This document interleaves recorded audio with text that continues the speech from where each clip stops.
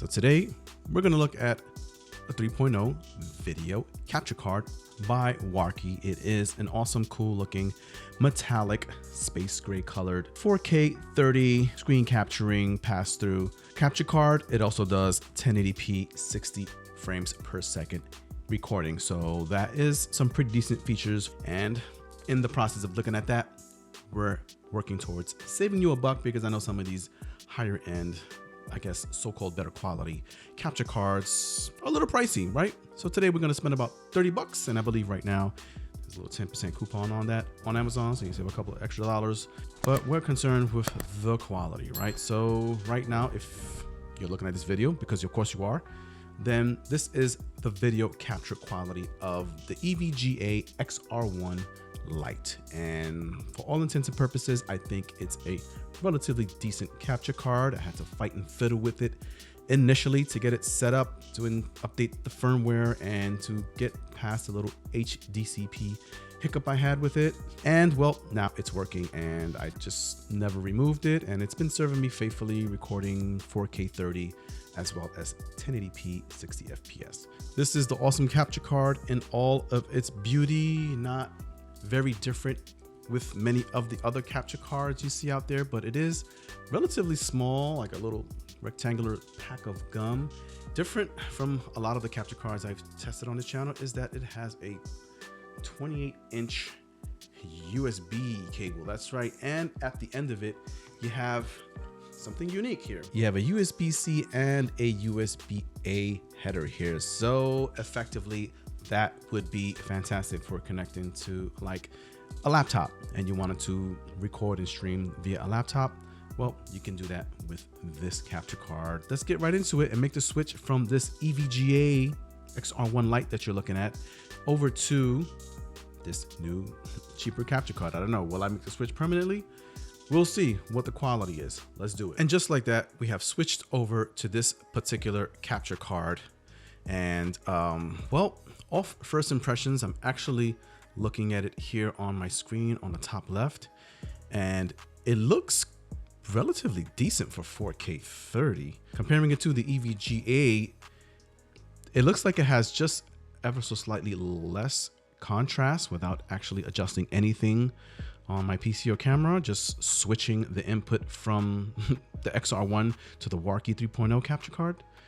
The contrast has kind of dipped a little bit, but I feel like the sharpness has picked up. I kind of like that there isn't so much contrast, but also looking here on the camera, the colors are maybe a little less saturated, but I do like that there isn't the contrast. I like this lack of contrast. I can see more detail here in my hair as opposed to when I'm looking here over at the XR1 Lite, which because of the contrast, I lose some of that black detail. Okay, review over. I like it better than XR1 Lite. It's good. Go home. What? I am home. So right now this is 4K 30. It's gonna be a little bit of a lower frame rate, but it looks fantastic to me in my eyeballs. But let's switch over to 1080p 60 via the camera and see what that looks like as well. I'm pretty sure it's gonna be buttery smooth, but let's just look at it. And here we are at a smooth, a bleeding smooth 1080p 60 frames per second. And because of this smoothness, you kind of get the illusion that there's like more sharpness to it, which is not really the case. It's just the frame rate, I guess, looks really good in your eyeballs, and it gives the illusion of appearing more sharp. Now here we are with some Warframe via iPhone. That's right, I'm playing over iPhone, and we're going to see what this screen recording, screen capture, well, it does 1080p 60. Right now Warframe is running at about 30 FPS. For all intents and purposes, it is more or less in real time.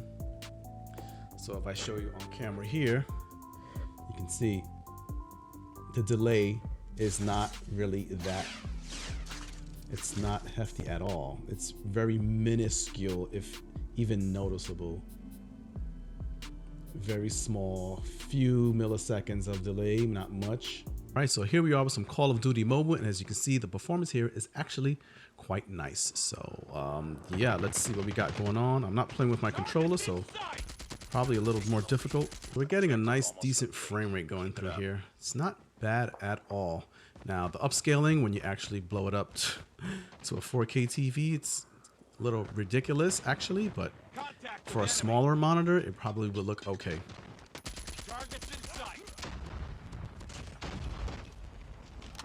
And you know, it's real time enough that I can just kind of play looking at the screen here. All right, techies and gamers, as a special treat for you out there, I have connected a 2560 by 1440p 120 hertz external monitor to my gaming PC, which is also by de facto the recording PC or imagery that you're seeing on this video. So I got kind of a little bit of a unique setup. And really what I did this for is to demonstrate that this capture card by WARRKY 3.0 capture card, pretty good. I'm liking it so far. It does support 2560 by 1440p pass through at 60 frames per second. And if you look on screen, you see how buttery smooth that is there going on this particular monitor. So essentially what I can do is play at 2560 by 1440p at 60 hertz to an external monitor via pass-through through the WARRKY 3.0 capture card. That is a pretty sweet deal if you're looking for some kind of pass-through with high refresh rates and a pretty decent resolution at 2560 1440p. This device supports it. Before we get into a little bit of gameplay, I want you to see what the settings are for this particular video capture card. Right now, I have set it to the WARRKY, which is the monitor that is doing the bypass, right? We're doing the bypass here at 2560 by 1440p at 60 hertz. And I have set the device to the WARRKY 3.0 USB capture card, right? And if we scroll down, what you want to do is it's going to be on default device. You want to set custom. And then if you hit the drop down, you want to set it to the highest max for recording, right? So via this card, you can record at 1920 by 1080p, but it's still doing the pass through at 2560 by 1440, 60 hertz. And you want to click the highest FPS, obviously, so that you get that 60 frames per second. We leave this at any, which it does support YU2 and MJPEG, but we'll keep it at any for now. And what you want to do is scroll down to the bottom if you're looking to get audio out of this particular card and you want to pass through audio as well. At the bottom, you're going to have to check the custom audio device if you want audio to route through the capture card.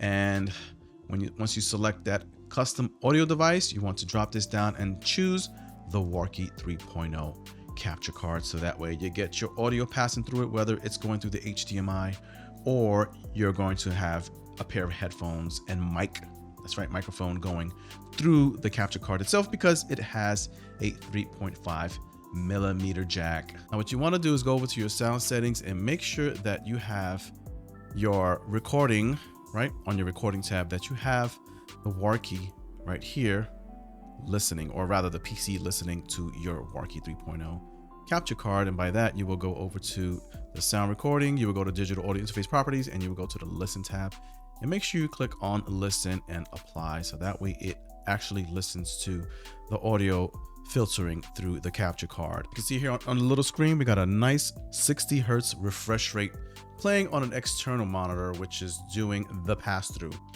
And for all intents and purposes, I totally forgot where I left off in this game. But one way or another, I'm gonna figure it out. Maybe not in this recording, but I'm gonna figure out what I'm doing here in this game. But otherwise, this is the awesome gameplay you are seeing in your face with this capture card at 2560 by 1440p resolution, 60 hertz. Let's do a dive for that. That's right.